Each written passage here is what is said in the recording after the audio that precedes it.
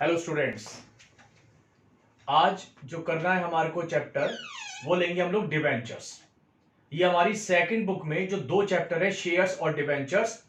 तो डिवेंचर्स हम second chapter start कर रहे हैं सेकंड बुक का। शेयर्स में बाद में लूंगा, वो थोड़ा सा बड़ा चैप्टर है। इस चैप्टर को हम अपनी 3 क्लासेस में कवर करेंगे। सबसे बड़ी बात है, आसान सा चैप्टर है ये, बहुत ध्यान से समझोगे तो इन 3 क्लासेस में सारा कवर हो जाएगा। ठीक है, चलिए तो स्टार्ट करते हैं। डिवेंचर्स है क्या? देखो, कंपनी को अगर पैसे की जरूरत पड़ती है, कंपनी को किसी प्रोजेक्ट के लिए पैसे का अरेंजमेंट करना है, तो कंपनी उसके लिए शेयर्स भी इशू कर सकती है। पब्लिक में इशू करने का मतलब है पब्लिक को बेचने के लिए निकाल सकती है शेयर्स। और डिवेंचर्स भी मार्केट में फ्लोट किए जा सकते हैं, इशू किए जा सकते हैं, बेचने के लिए निकाले जा सकते हैं। कौन खरीदेगा? हम लोग, यानी कि पब्लिक उसे परचेज कर लेती है। क्लियर है? क्या डिफरेंस है? देखो, पैसा शेयर से भी अरेंज हो रहा है, पैसा डिवेंचर से भी अरेंज हो रहा है। फिलहाल आप ये मान के चलो, ये एक तरीके का सर्टिफिकेट टाइप का होता है कि कंपनी ने वो सर्टिफिकेट मार्केट में फ्लोट कर दिए, वो हमने खरीद लिए और कंपनी के पास पैसा इकट्ठा हो गया। तो वो सर्टिफिकेट यानी कि वो शेयर्स या डिवेंचर्स हम क्यों खरीदें? देखो क्या डिफरेंस है दोनों में। जो लोग शेयर्स लेते हैं उन्हें हम शेयर होल्डर्स बोलते हैं। क्या कमाल की बात करी। जो लोग डिवेंचर्स लेते हैं वो डिवेंचर होल्डर्स होते हैं। डिवेंचर होल्डर्स को कंपनी का क्रेडिटर्स बोला जाता है। मान लो अगर आपने किसी कंपनी के डिवेंचर्स खरीद लिए तो आप उस कंपनी के क्रेडिटर्स कहलाओगे, यानी कि उधार देने वाले, लोन देने वाले। और जो लोग शेयर्स लेते हैं वो कंपनी के ओनर्स कहलाते हैं, कंपनी के मालिक कहलाते हैं। क्लियर? जो डिवेंचर होल्डर्स हैं, यानी कि एक तरीके से जिन्होंने कंपनी को लोन दिया है, उनको उस लोन के बदले में क्या मिलेगा? इंटरेस्ट मिलेगा।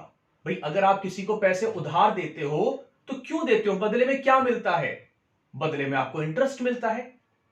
यहां पर जो ओनर्स होते हैं, यानी कि जो हमने शेयर्स लिए हैं, यानी कि हम कंपनी के मालिक बने हैं, वो बात अलग है। मालिकाना हक इन्वेस्टमेंट के हिसाब से होता है। जो जितना ज्यादा इन्वेस्टमेंट करेगा उसके हिसाब से उसका मालिकाना हक होगा। ठीक है, उसके हिसाब से उसको ओनरशिप मिलेगी। लेकिन हम कहेंगे तो यही कि वो मालिक है, वो ओनर है। और ओनर को क्या मिलता है? प्रॉफिट।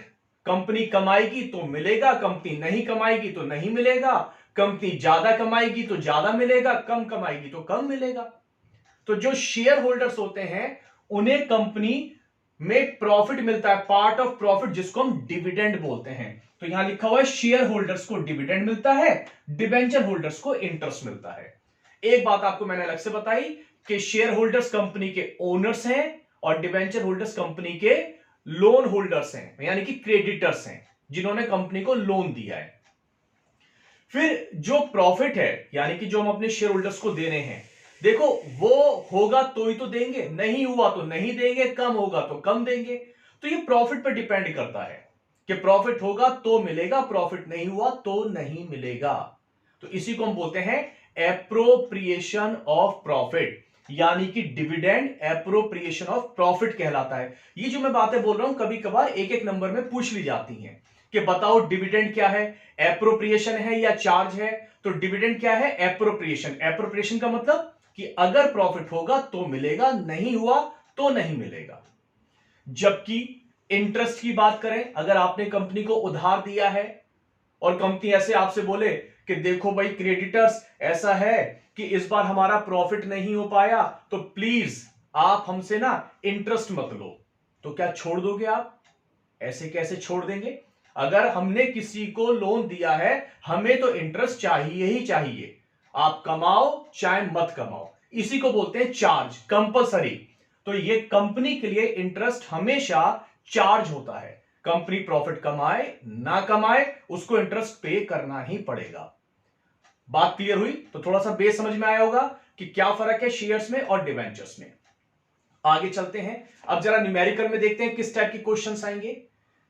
कंपनी जब मार्केट में डिवेंचर्स इशू करती है, कंपनी के पास पैसा अरेंज होता है, तो क्या क्या एंट्रीज बनेगी?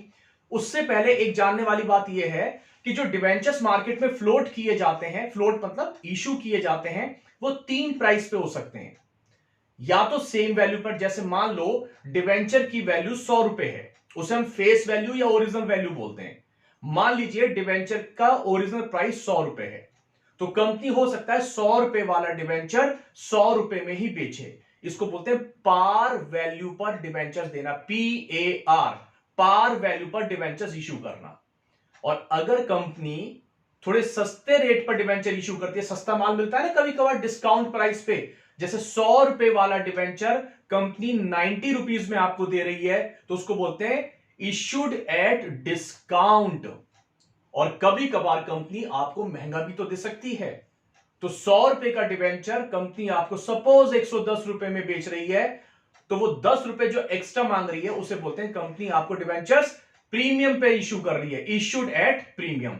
तो 3 प्राइस कौन कौन से हुए? Issued at par, issued at discount and issued at premium. अब कैसे करेंगे?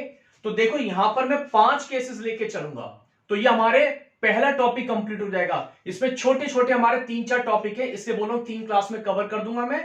तो इसमें जो आज कर रहा हूं, इस पहले टॉपिक के अंदर हमारे 5 केसेस आएंगे, तो हमारा एक टॉपिक आज कवर हो जाएगा। तो देखो पहला केस, एक्स लिमिटेड इशूड ₹50,000, ये डिवेंचर की वैल्यू दे दी कि डिवेंचर की ओरिजिनल वैल्यू जो है 50,000 रुपए की कंपनी मार्केट में डिवेंचर्स इशू कर रही है। 10% डिवेंचर्स, और ये जो 10% है ये डिवेंचर का इंटरेस्ट होता है, रेट ऑफ इंटरेस्ट होता है। पूछने लगे बताओ जी डिवेंचर के आगे जो परसेंटेज होती है वो क्या होती है? वो रेट ऑफ इंटरेस्ट होता है। करना कुछ नहीं है फिलहाल अभी, बस ये पता होना चाहिए। एट पार यानी कि कंपनी ये वाले डिवेंचर्स पार वैल्यू पर इशू कर रही है। फिर लिखा हुआ है रीपेबल एट पार, और जब कंपनी ये डिवेंचर्स वापस करेगी, भाई उधार ही तो लिए हैं तो उधार वापस भी तो किया जाएगा। 2 साल बाद, 6 साल बाद, 8 साल बाद, जब जितने टाइम के लिए कंपनी उधार लिए होंगे, डिवेंचर इशू करेंगे, तो वो कंपनी आपके पार वैल्यू पर पैसा वापस लौटा देगी। तो क्या एंट्री बनाएंगे? देखो बहुत फिक्स ही एंट्री है। मान लो मैं थोड़ी देर के लिए बन जाता हूं, मैं कौन? मैं कंपनी, आप हो पब्लिक। मैंने आपको 50,000 रुपए के डिवेंचर्स इशू करे, तो मैंने 50,000 रुपए के आपको सर्टिफिकेट बांट दिए, तो आप लोगों से मेरे पास 50,000 रुपए इकट्ठे हो गए। 50,000 रुपए के डिवेंचर दे रहा हूं और 50,000 रुपए में ही दे रहा हूं, ना सस्ते ना महंगे, तभी तो पार वैल्यू बोल रहे हैं। तो मेरे पास 50,000 रुपए इकट्ठे हो गए। क्या हुआ? मेरा बैंक बैलेंस इंक्रीज, कंपनी का बैंक बैलेंस इंक्रीज। और हम जब छोटे थे तो पढ़ते थे कि बैंक बैलेंस इंक्रीज होता है तो बैंक को डेबिट किया जाता है। नहीं पता, नहीं याद, तो याद रख लेना, बैंक इंक्रीज तो डेबिट, बैंक डिक्रीज तो क्रेडिट। एसेट ही तो है, एसेट इंक्रीज होती है तो डेबिट, डिक्रीज होती है तो क्रेडिट। तो bank account debit, bank balance increase. 2, देने वाले कौन है? आप लोग हो, तो आप लोगों का अकाउंट क्रेडिट किया जाएगा, लेकिन किस नाम से? इसका नाम हम लिखेंगे to debenture application and allotment account.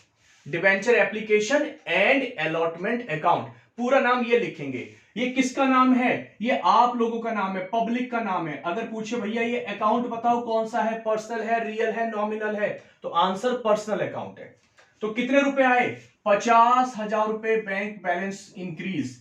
और आप लोगों की लायबिलिटी यानी कि मुझे आप लोगों को पैसे देने हैं, एक तरीके से एडवांस में पैसे आ गए। 50,000 से मेरी लायबिलिटीज भी इंक्रीज हो गई, पब्लिक ने पैसा दे दिया। अगर मैं 11th क्लास की बात बताऊं तो एक रूल होता था पर्सनल अकाउंट का, debit the receiver credit the giver. तो उस रूल को कनेक्ट कर देता हूं, तो देने वाले को क्रेडिट किया जाता है। ये हमारी पहली एंट्री, और हर बार पहली एंट्री यही बनेगी। देखना मैं इसको हटाऊंगा नहीं, बस अमाउंट में चेंज करता रहूंगा। तो पहली एंट्री हमेशा जब भी पैसा मिलेगा, bank account debit to debenture application and allotment account. Narration भी बड़ी सिंपल सी लिखनी है, बीइंग मनी रिसीव्ड। 50,000 के डिवेंचर इशू करे थे, 50,000 रुपए आ गए। अब आप लोगों ने एक तरीके से मेरे पास पैसे जमा करवाए हैं, अब मैं आप लोगों को डिवेंचर्स देना स्टार्ट करूंगा। यहां पर मैंने डिवेंचर्स दिए नहीं थे, अब मैं आप लोगों को डिवेंचर्स यहां पर दे रहा हूं, यानी कि आपको डिवेंचर होल्डर्स बना रहा हूं। अब मेरी लायबिलिटी क्रिएट हो जाएगी।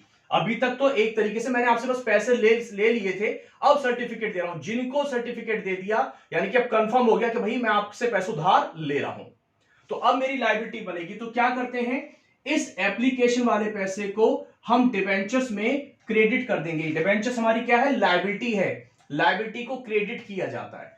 तो डिवेंचर एप्लीकेशन एंड अलॉटमेंट जो यहां पर क्रेडिट है, सेकंड एंट्री में डेबिट, और 2 हमारी लायबिलिटी इंक्रीज। ये अमाउंट जितने से क्रेडिट उतने से डेबिट, और लायबिलिटी भी हमारी 50,000 की बन चुकी है।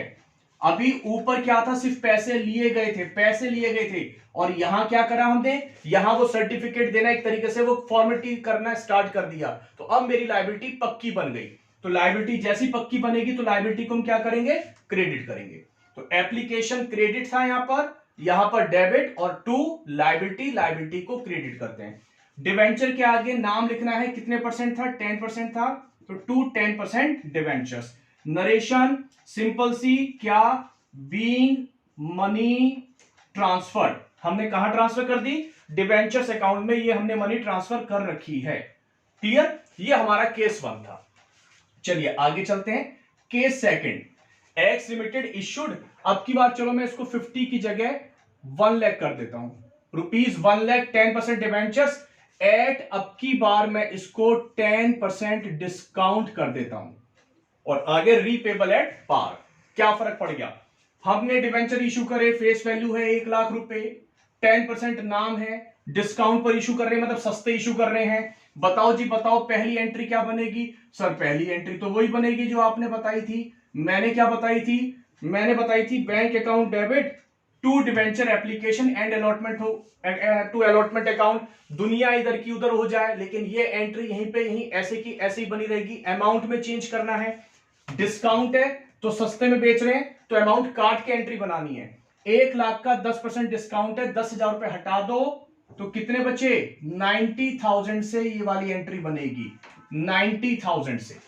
ठीक है, डिस्काउंट काट दिया हमने 10%, किस पे निकाला, फेस वैल्यू पर निकाला है। उसके बाद सेकंड एंट्री बताओ, देखो ये दोनों भी अपनी जगह एज इट इज खड़े रहेंगे, हिलेंगे नहीं, इसलिए मैंने ये एंट्री बना के यहां पे लिखी हुई है, बस अमाउंट चेंज करनी है। अब अमाउंट कैसे करेंगे सर आप बताओ, ठीक है वही बताता हूं, देखो कैसे करना है। एप्लीकेशन एंड अलॉटमेंट, जितने से क्रेडिट उतने से डेबिट, 90,000 90,000।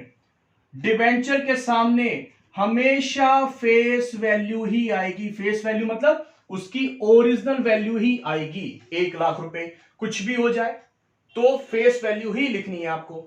अब ये बताओ, डिस्काउंट, कंपनी सस्ती चीज बेच रही है, कंपनी सस्ते पे बेच रही है, फायदा या नुकसान, नुकसान, नुकसानों को क्या करते हैं, डेबिट करते हैं। तो यहां जो डिस्काउंट कंपनी दे रही है नुकसान है, नुकसान को डेबिट करेंगे, तो यहां लिखेंगे डिवेंचर डिस्काउंट अकाउंट डेबिट, कितने से, 10,000, 10,000 की डिस्काउंट थी ना, 10,000 रुपए की डिस्काउंट यहां हमने डेबिट कर दी, खत्म एंट्री। तो पहली एंट्री वही, बस अमाउंट कम करी, सेकेंड एंट्री में अमाउंट डिस्काउंट के नाम की अलग अलग से 10,000 रुपए डेबिट हो गई। 2 केस कवर हो गए, बस ऐसे छोटे छोटे केस हैं। Case number 3, x limited issued rupees 1 lakh, 10% debentures, और इस बार हम कर देते हैं एट, अब की बार बताओ किस पे करूंगा, सर प्रीमियम पे करोगे, और किस पे करोगे, हां एट 5% प्रीमियम, प्रीमियम का मतलब महंगा बेच रहे हैं कंपनी। तो इस बार फर्स्ट एंट्री तो वैसी की वैसी ही रहेगी, सिर्फ अमाउंट में चेंज करेंगे, और अमाउंट देखते हैं, bank to debenture application allotment, अब की बार महंगा बेच रहे हैं 5%, 1 लाख का 5%, 5,000 रुपए महंगा बेच रहे हैं, तो बताओ कंपनी के पास कितने पैसे आ गए, 1,05,000, 1,05,000। और सेकेंड एंट्री की अगर हम लोग बात करें तो इसमें क्या करना है, इसमें पहले हम डिस्काउंट हटा दी, तो पहले वाले केस का था, हां सर ये तो हटा दो आप। फिर मैंने बताया था आपको कि ये दोनों ऐसे के ऐसे ही खड़े रहेंगे, देखो वहीं के वहीं रह रहे। अमाउंट कैसे लिखेंगे, जितने से क्रेडिट उतने से डेबिट, और डिवेंचर के सामने कौन सी वैल्यू आएगी बताओ जल्दी से, सर फेस वैल्यू आएगी, बिल्कुल फेस वैल्यू आएगी। और प्रीमियम कंपनी के लिए प्रॉफिट है कि लॉस है, प्रीमियम कंपनी के लिए प्रॉफिट है, फायदा है, महंगी चीज बेच रही है तो कंपनी को फायदा है, फायदे को क्या करते हैं, क्रेडिट करते हैं। और इस प्रीमियम को क्या नाम से बुलाएंगे, सिक्योरिटीज प्रीमियम। तो टू